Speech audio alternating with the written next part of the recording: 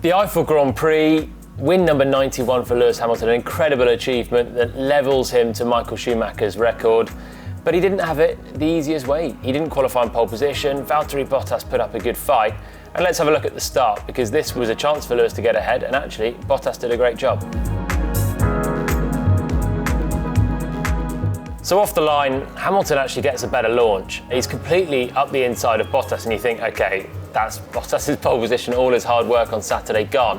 And if I pause it actually on this shot, coming into the corner, you can see everyone who started on the inside has had a good start in the top 10, basically. You've got Bottas, who's losing out to Hamilton. Verstappen behind in the Red Bull is losing out to Leclerc. Albon is losing out to Ricciardo. Even further back, Ocon is losing out to the McLaren. Everyone on the outside has made a bad start. There must be just less grip or something, because it seems too strange otherwise that that whole line of cars has got away poorly. But it means that Bottas is under pressure from Hamilton, and it looks like the move is going to be done. Lewis is right up the inside into a tight right-hand hairpin and should have this under control. If I play it through, Bottas puts up a good fight and he releases the brakes, he runs the speed in, and Hamilton does the sensible thing, really. He's at the apex just about first. He squeezes his teammate really wide off the circuit. They're both way off the circuit, you can see there. If you're just ahead at the apex, the Verstappen rule of Austria last year says you can do that, really. And this is aggressive fighting with his teammate. And this is what Bottas hasn't really shown many times this year until now, because he keeps his foot in over the grasscrete on the outside and just lunges it back on the inside of turn 2. Let's have a look on board with him. So he immediately tries to cover the inside after the race start, but Hamilton's already there. But this is quite a different mentality from Bottas, I think, compared to the early rounds. He's not accepting second place in this Grand Prix. He's qualified on pole with a brilliant lap as well. To be quarter of a second clear of Hamilton was a big bounce back from Russian qualifying.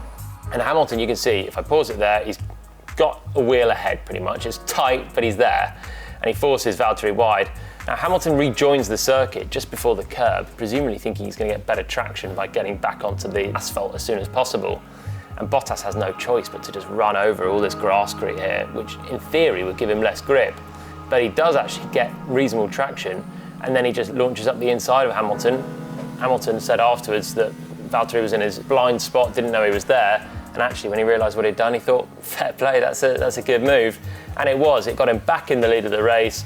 We know so often for these two Mercedes, the one in front at the end of lap 1 has a great chance to win the Grand Prix. And I can't help but feel if we saw this Valtteri Bottas at Silverstone, at Spa, at Mugello, those sort of races, he might have won another Grand Prix at least this year. But this was a brilliant start from him, and he kept the lead.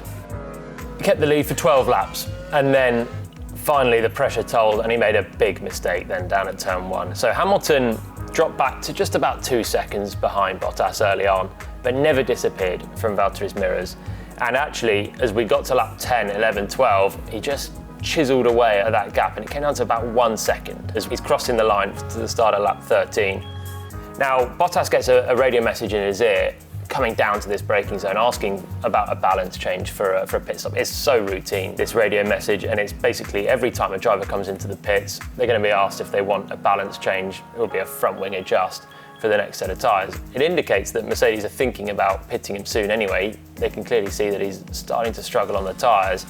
If you see, as I pause it here, on the right front, you can see that dark patch of graining on Bottas's tyre, pretty much half the tyre, just darker than the outside. That's where the contact patch is on the tyre, and it's just very cold temperatures in Nurburgring meant that the tyre was graining. You slide on the front tyres particularly, as they're not really up to temperature, and they can't give you the perfect grip, and that pulls the tyres into grooves really that reduce the contact patch, give you less grip. Things like a lockup become more likely. As we run it now down towards the first corner, I don't think Bottas does anything particularly different on this lap than the last few laps. I had a look compared to the 2 previous laps. The braking point seems pretty similar, but he just has this big lockup. So finally, maybe it's a metre later on the brakes, a couple of metres later, and he's just felt the pressure of Lewis Hamilton. He's trying to find marginal gains everywhere, and he's overcooked it on a tyre that is no doubt worsening, because once you get this graining, it's very difficult to recover. It normally gets worse and worse.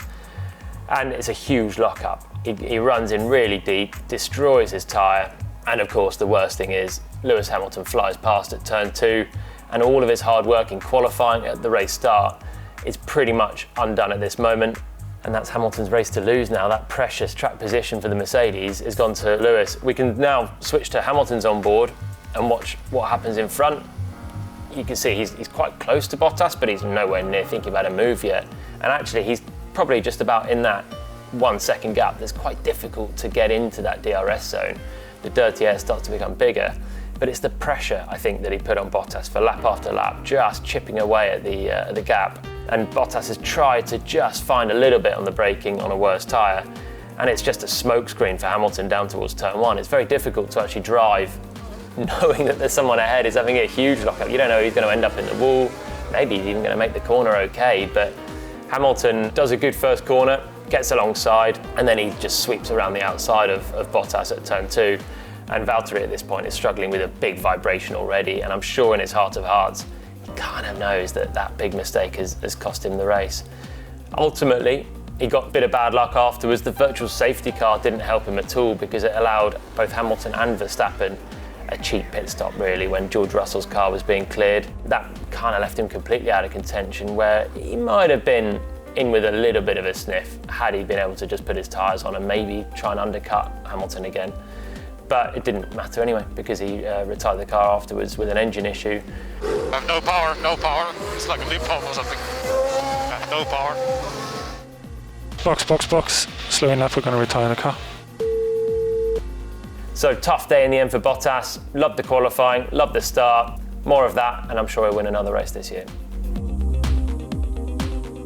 So that was a look into the race between the two Mercedes out front. For more analysis on the quite spectacular incident of George Russell, for Albon's troubled Grand Prix, and a really good drive from Romain Grosjean, check it out on F1 TV.